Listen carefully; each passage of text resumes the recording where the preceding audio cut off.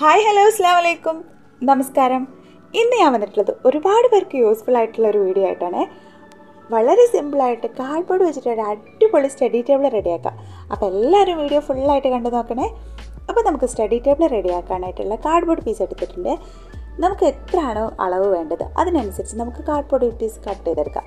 Cardboard എടുക്കുമ്പോൾ കട്ടി കുറഞ്ഞ കാർഡ്ബോർഡ് എടുക്കരുത് കേട്ടോ.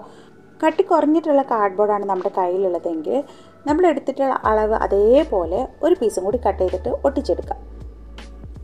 അപ്പോൾ എല്ലാവരും കണ്ടല്ലോ, ഇതുപോലെയാണ് കട്ട് ചെയ്തെടുക്കേണ്ടത്.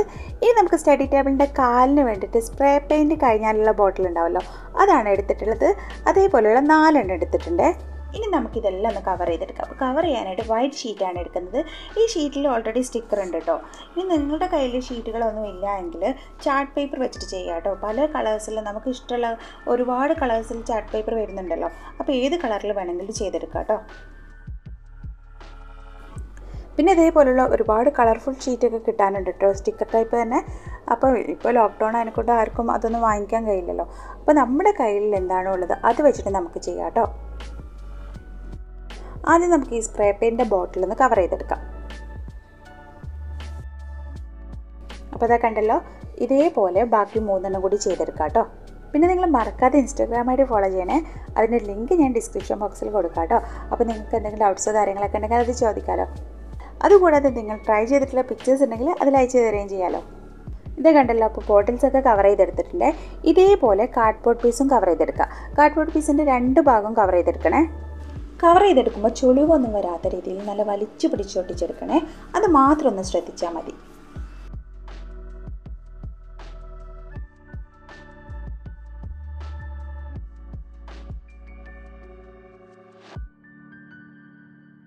അപ്പോൾ എല്ലാവരും കണ്ടല്ലോ, ഇതേപോലെ എല്ലാം കവർ ചെയ്തെടുക്കാം കേട്ടോ. ഇനി നമുക്കിതെല്ലാം ഒന്ന് ഒട്ടിച്ചെടുക്കണ്ടേ. അപ്പോൾ ഒട്ടിച്ചെടുക്കുന്നത് ഗ്ലൂ ഗൺ വെച്ചിട്ടാണ്. ഗ്ലൂ ഗണ്ണ് നല്ല ചൂടായതിനു ശേഷം ഒട്ടിച്ചെടുക്കാം കേട്ടോ. ഇനി ഒട്ടിക്കുന്നതിന് മുമ്പ് നമ്മൾ എടുക്കുന്ന ബോട്ടിൽസിൻ്റെ അതിന് കറക്റ്റായിട്ട് സർക്കിൾ കട്ട് ചെയ്തിട്ട് അതൊന്ന് ഒട്ടിച്ചിട്ട് അതിൻ്റെ മുകളിൽ ഒട്ടിച്ചാൽ മതി കേട്ടോ. ഞാനിപ്പോൾ അങ്ങനെ ഒന്നും ഒട്ടിക്കുന്നില്ല, ഞാൻ ഇതിൻ്റെ മുകളിലായിട്ട് തന്നെ ഒട്ടിക്കുകയാണ്. അപ്പോൾ നിങ്ങൾ ചെയ്യുമ്പോൾ നിങ്ങൾ എടുക്കുന്ന ബോട്ടിൽസ് ഏതാണെന്ന് നോക്കിയിട്ട് അതിന് കറക്റ്റ് വെച്ചിട്ട് ഒരു സർക്കിൾ കട്ട് ചെയ്തെടുക്കുക, എന്നിട്ട് ഒട്ടിക്കുന്ന കേട്ടോ നല്ലത്. സ്പ്രേ പെയിൻറ്റിൻ്റെ ബോട്ടിൽ ഇല്ല എന്നുണ്ടെങ്കിൽ സ്പ്രേ പെയിൻറ്റിൻ്റെ ബോട്ടിൽ പോലെ തന്നെ ആണല്ലോ ഷേവിങ് ക്രീമിൻ്റെ ബോട്ടിൽസ് ഉണ്ടാവുമല്ലോ, അതും ഇതേപോലെയുള്ള ഒരു ബോട്ടിൽ തന്നെയാണല്ലോ. അങ്ങനത്തെ ഒരു ബോട്ടിൽ നമ്മുടെ കയ്യിലില്ല എന്നുണ്ടെങ്കിൽ കാർഡ്ബോർഡ് വെച്ചിട്ട് തന്നെ നമുക്ക് റോളാക്കി എടുക്കാം. പിന്നെ റോളാക്കി എടുക്കുമ്പോൾ ഒരേ അളവിൽ 4 പീസാണല്ലോ നമ്മൾ എടുക്കുക. അപ്പോൾ 4 പീസും ഒരേ അളവിലെടുക്കാം. ഇത് കണ്ടില്ലേ, ഗ്ലൂ ഗണ്ണൊക്കെ ഒട്ടിച്ച് സെറ്റ് ആക്കിയിട്ടുണ്ട്. ഇനി ഈ കാലിൻ്റെ അറ്റത്ത് നമുക്ക് ഫോം ഷീറ്റ് കൂടി ഒട്ടിക്കുക. അത് ഒട്ടിക്കുന്നത് കാണുമ്പോൾ നിങ്ങൾക്ക് മനസ്സിലാവല്ലോ, അതുകൂടി ഒന്ന് ഒട്ടിച്ചെടുക്കുന്നുണ്ടേ.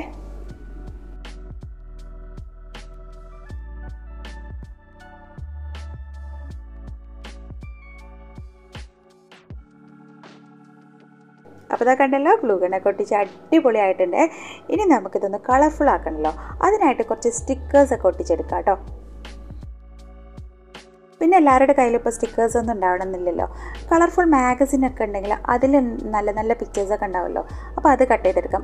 അല്ലെങ്കിൽ കുട്ടികളെ റൈംസിൻ്റെ ബുക്കിലുണ്ടാവുമല്ലോ പിക്ചേഴ്സ് ഉണ്ടാവുമല്ലോ, അത് നല്ല കളർഫുള്ളായിരിക്കും. പിന്നെ ഒരു ഗ്ലേസിങ് കൂടി ഉണ്ടാവുമല്ലോ, അതെല്ലാം കട്ട് ചെയ്തെടുത്താലും മതി കേട്ടോ. അപ്പോൾ ഞാൻ അതേപോലെ കുറച്ച് പിക്ചേഴ്സ് കട്ട് ചെയ്തെടുത്തിട്ടുണ്ട്. ഇനി നമുക്കിതൊന്ന് അടിപൊളിയായിട്ട് ഒട്ടിച്ചെടുക്കാം. ഒട്ടിച്ചെടുക്കുന്നതൊക്കെ നമ്മുടെ ഇഷ്ടത്തിനനുസരിച്ച് എങ്ങനെ വേണം നോക്കിയിട്ട് ഒട്ടിച്ചെടുക്കാം.